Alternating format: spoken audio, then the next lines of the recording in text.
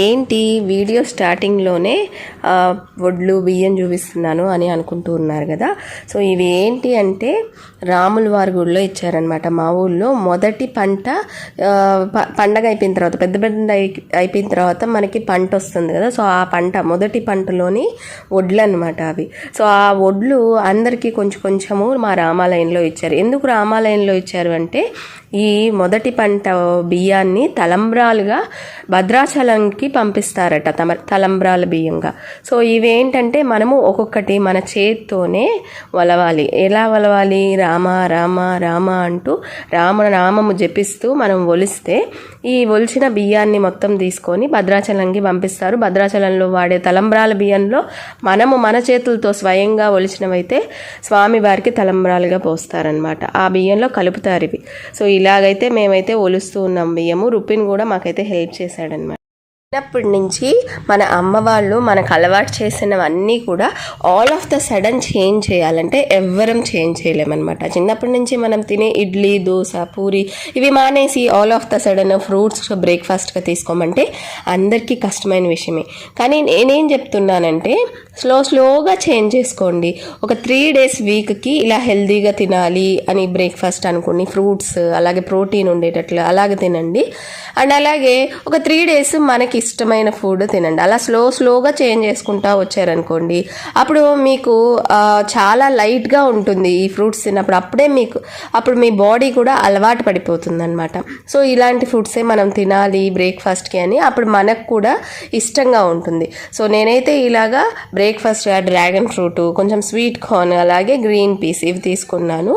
So ఇలా నేను కూడా స్లోగా చేంజ్ చేసుకొని ఇప్పుడు డైలీ ఇవి తీసుకుంటూ ఉన్నారనమాట.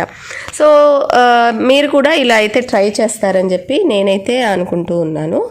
సో ఈరోజు వచ్చేసి మునగాకు పొడిని అయితే చేసి చూపిస్తున్నాను. మునగాకు చాలా మంచిది. మనకి బ్లడ్ అనీమియా ఉన్న వాళ్ళకి బ్లడ్ పడుతుంది అనమాట ఒక్క ముద్ద రోజు మునగాకు పొడి వేసుకొని తింటే. సో మునగాకుతో అయితే యూట్యూబ్లో బోలెడని రెసిపీస్ ఉన్నాయి. చపాతీలో మునగాకు వేస్తారు, ఇంకా మునగాకుతో కట్లెట్స్ అవి చేస్తూ ఉంటారు. ఇవన్నీ అయితే మనం తినలేం. మన అథెంటిక్ తెలుగు రెసిపీ ఏంటంటే మునగాకు పొడి. సో ఇదైతే మనం ఎంజాయ్ చేస్తూ టేస్ట్ తినగలుగుతాము. అండ్ అలాగే మునగాకులో ఉన్న న్యూట్రిషన్ బెనిఫిట్స్ అన్ని మనం పొందగలుగుతాం అనమాట. సో ఈ మునగాకు పొడి ఎలా చేసుకోవాలో ఇప్పుడు చూపిస్తున్నాను. సో మునగాకునైతే తెచ్చి ఒక 1 day నేను కవర్లో వ్రాప్ చేసి పెట్టేస్తాను అనమాట. ఎందుకంటే అది రాలిపోతూ ఉంటాయి. సో రాలిన ఆకులన్నీ ఆ కవర్లోనే ఉంటాయి కదా. సో అందుకని ఆ కవర్లోనే ఇలా విదిలించామనుకోండి, మనము ఆ రాలిన ఆకుల మనం ఇంకా ఒలవాల్సిన అవసరమే ఉండదన్నమాట. చాలా వరకు రాలి ఆ కవర్లోనే పడతాయి. ఇక వాష్ చేసుకొని మనం క్లీన్ చేసుకొని దాని తర్వాత ఇక ఈ పప్పులన్నీ వేసుకోవాలి. సో ఫస్ట్ ఆయిల్లో పచ్చెనపప్పు వేసుకుంటున్నాను. అలాగే మునగాకు కట్టను బట్టి కారం పడుతుంది.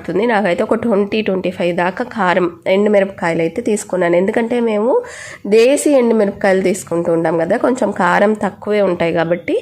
సో ఒక 20-25 వరకు తీసుకున్నాను.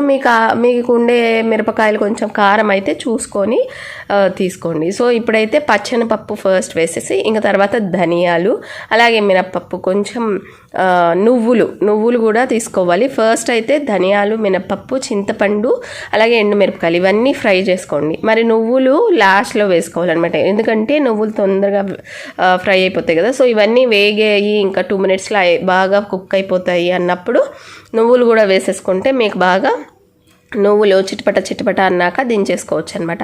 సో ఇదేంటంటే ప్రతి పొడికి, అంటే మునగాకు పొడి కాదు కరివేపాకు పొడికి కూడా ఇలాగే చేసుకోవచ్చు, సేమ్ ప్రాసెస్సే.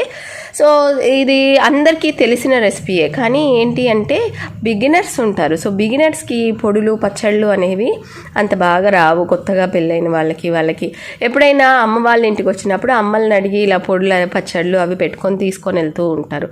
సో ఆ బిగినర్స్కి ఎవరికైనా ఇది యూజ్ అవుతుంది అని చెప్పి నేనైతే షేర్ చేస్తున్నాను. సో ఇవన్నీ వేగిన తర్వాత చల్లార్చుకొని కొంచెం ఉప్పు వేసుకుంటున్నాను. అదే ప్యాన్లోనే మనము కడిగి వాష్ చేసి పెట్టుకున్న మునగాకును కూడా వేసేసుకొని బాగా ఫ్రై చేసుకోవాలన్నమాట. ఎలా ఫ్రై చేసుకోవాలంటే మనము ప్రెస్ చేసి చూసామంటే మ్యాష్ అయిపోయినట్లుగా ఉంటుందన్నమాట. జస్ట్ అలాగా ఆకుని పట్టుకుంటే మనకి పొడి పొడి అయిపోతుంది. అలాంటప్పుడు ఇక మునగాకు బాగా వేగిపోయింది అని మనకు అర్థమైపోతుంది. సో ఈ మనం ఆల్రెడీ స్పైసెస్ అన్నీ వేసుకున్నాం కదా, ఈ స్పైసెస్ అన్నీ కూడా మిక్సీ జార్లో ఒకసారి తిప్పేసి తర్వాత మునగాకు వేసుకొని తిప్పేసి తెల్లగడ్డలు వేసుకోవాలి. తెల్లగడ్డలు అయితే ఎన్ని వేసుకుంటే అంత ఫ్లేవర్ వస్తుంది అనమాట. నేనైతే ఒక తెల్లగడ్డ వేసేసి ఒకసారి పల్స్ చేసుకున్నాను.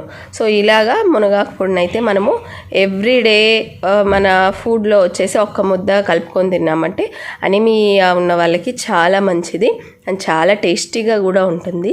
సో ఈరోజు అయితే అరటికాయతో పొడి కూర కూడా చేస్తూ ఉన్నాను అనమాట.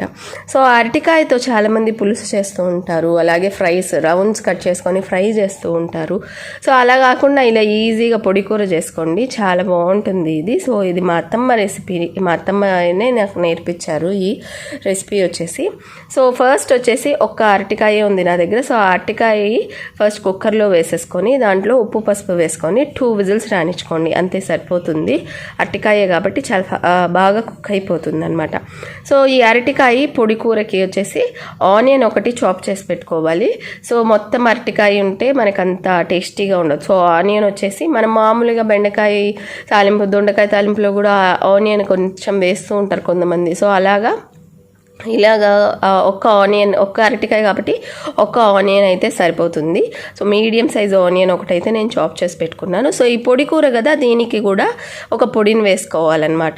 సో దీనికి ఒక టేబుల్ స్పూను ధనియాలు, పచ్చెనపప్పు, ఒక 3 ఎండుమిరపకాయలు, కొంచెం ఎండు కొబ్బరి ఇవి తీసుకున్నాను. సో ఈ ధనియాలు, పచ్చెనపప్పు, ఎండుమిరపకాయలు అయితే ఫస్ట్ ఆయిల్లో వేసి ఫ్రై చేసుకొని దాని తర్వాత ఇవి ఫ్రై అయ్యాయి అనుకున్న తర్వాత ఎండు కొబ్బరిని కూడా వేసుకొని ఒక్కసారి అలా కలిపేసుకొని ఇక మనము ఈ పొడిని అయితే రెడీ చేసి పెట్టేసుకోవాలి పక్కన. సో అదే ప్యాన్లో ఇక అరటికాయ పొడి కూర కోసం వచ్చేసి పోపు పెట్టేసుకున్నాను. ఆయిల్ వేసేసి మినపప్పు, ఆవాలు, జీలకర్ర, అలాగే కరివేపాకు ఇవి వేసేసి అందులో మనము ఆల్రెడీ కట్ చేసి పెట్టుకున్నాం కదా ఆ ఆనియన్ కూడా వేసేసి ఆనియన్ని బాగా కొంచెం మెత్తబడేంత వరకు అయితే మనము లో ఫ్లేమ్లో పెట్టుకొని కుక్ చేసుకోవాలి. దాని తర్వాత అరటికాయ ఆల్రెడీ కుక్కర్లో పెట్టుకున్నాం కదా, సో అది ఒక విజిల్ వచ్చేసి ఇది ప్రాసెస్ అంతా చేసుకునే లోపల మనకి చల్లారిపోతుంది అనమాట. సో అలా చల్లారిన తర్వాత పొట్టు తీసేసి ఇలా నేను చేస్తున్నట్టు జస్ట్ చేత్తో అలాగా ప్రెస్ చేసుకోండి, బాగా మ్యాష్ చేసుకోని అవసరం లేదు. జస్ట్ అలా ప్రెస్ చేసుకుంటే అక్కడక్కడ కొంచెం కొంచెం చంక్స్ ఉన్నా కానీ బాగుంటుందన్నమాట ఈ కర్రీ. సో ఇలాగా అరటికాయ ఈ ఆనియన్లో వేసేసి ఒకసారి ఆయిల్లో ఫ్రై చేసుకోవాలి. సో ఇందులో ఉప్పు అలాగే పసుపు యాడ్ చేస్తున్నాను. ఇవన్నీ వేసి ఒక 2-3 మినిట్స్ అరటికాయ కూడా కొంచెం ఆయిల్లో వేగిన తర్వాత మనం ఆల్రెడీ పొడి చేసి పెట్టుకున్నాం కదా ధనియాలు, పచ్చెనపప్పు, ఎండు కొబ్బరి, అలాగే మిరపకాయలు, లాస్ట్లో ఈ పౌడర్ని అయితే వేసేస్తే అరటికాయ పొడి కూర అయితే రెడీ అయిపోతుంది అనమాట. సో స్టార్టింగ్లో నేనైతే డైట్ రెసిపీసే చూపించేదాన్ని అనమాట, ఇదైతే అందరికీ యూజ్ అవుతాయి అని చెప్పి. కానీ బిగినర్స్ చాలామంది చూస్తూ ఉంటారు యూట్యూబ్, వాళ్ళకి అథెంటిక్ రెసిపీస్ కూడా రావు. డైట్ రెసిపీస్తో పక్కన పెడితే ఫస్ట్ అథెంటిక్ రెసిపీస్ నేర్చుకోవాలి కాబట్టి సో ఇవైతే షేర్ చేస్తున్నాను అథెంటిక్ రెసిపీస్. సో ఆ రోజు లంచ్లోకి అయితే అరటికాయ పొడి కూర అలాగే మునగాకు పొడి తీసుకున్నాము. అండ్ అలాగే డిన్నర్కి అయితే పెసలని అయితే స్ప్రౌట్స్ లాగా మొలకెత్తేసు గింజలు అయితే రెడీ చేసి పెట్టుకున్నాను అనమాట. సో ఎప్పుడైనా పెసలు ఇలాగా పొడుగా రావాలన్నమాట మొలకలు. కొందరు ఏం చేస్తారు, జస్ట్ 1 డే వచ్చేసి నానబెట్టేసి 1 డేకి చిన్న వచ్చేస్తే దాన్నే కన్జ్యూమ్ చేసేస్తూ ఉంటారనమాట. అలా చేయడం వల్లే మనకి గ్యాస్ ప్రాబ్లమ్స్ అవి వస్తూ ఉంటాయి. సో ఇలా కాకుండా ఒక 2 డేస్ అలాగే మనం మూటగట్టి వదిలేసాము అంటే మనకి చక్కగా 1 ఇంచ్ వరకు వస్తాయి ఆ మొలకలు. ఆ మొలకల్ని తీసుకుంటే మనకు అస్సలు గ్యాస్ ప్రాబ్లమ్స్ రావు. సో పెసలు వచ్చేసి డైరెక్ట్గా తినమంటే చాలామందికి కష్టం, పిల్లలైతే ఇంక అస్సలు తినరు. సో దానికోసం ఇలాగ రొట్టెలాగా చేస్తున్నాను అనమాట. సో పెసల్ని కొంచెం కచ్చాపచ్చాగా మిక్సీలో వేసుకొని దాంట్లో కొంచెము క్యారెట్, అలాగే ఉప్పు, కారం, అలాగే జీలకర్ర పొడి వేశాను. సో ఇంకా బైండింగ్కి రొట్టెలాగా రావాలంటే ఏదో ఒక పిండి కలపాలి. సో నేనైతే శనగపిండి కలుపుతున్నాను, అందులోకి పెరుగు వేశాను అనమాట. కొంచెం ఆ ట్యాంగీనెస్ వస్తుంది.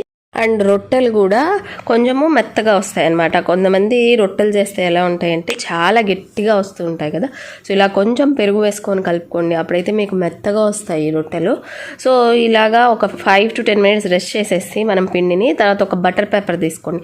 సో రొట్టెలు వేయడం కూడా చాలామందికి ఇలాంటి పెసలతో అలాంటి వాటిలతో చేసినప్పుడు విరిగిపోతూ ఉంటాయి. మనం ఒత్తడం వరకు బాగుంది, అవి తీసి పెనం మీద వేసే లోపల విరిగిపోతూ ఉంటాయి కదా. సో నేను ఏం చేస్తానంటే ఈజీగా ఇలాగ ఒక బటర్ పేపర్కి అయితే రొట్టెలాగా చేసేసుకొని మనము వేసేటప్పుడు తవా ఆ పెనం మీద వచ్చేసి డైరెక్ట్గా బటర్ పేపర్తో సహా ఇలాగా మనకు ఇలా వేసేసామనుకోండి, అప్పుడు ఈజీగా మనకి వచ్చేస్తాయి అన్నమాట. సో ఈ విధంగా అయితే మేము హెల్దీగా పెసలతో అయితే రొట్టెనైతే డిన్నర్గా అయితే ఆ రోజు తీసుకున్నాము. సో ఈ వీడియో మీకు నచ్చుంటే లైక్ చేయండి, షేర్ చేయండి, సబ్స్క్రైబ్ చేయండి.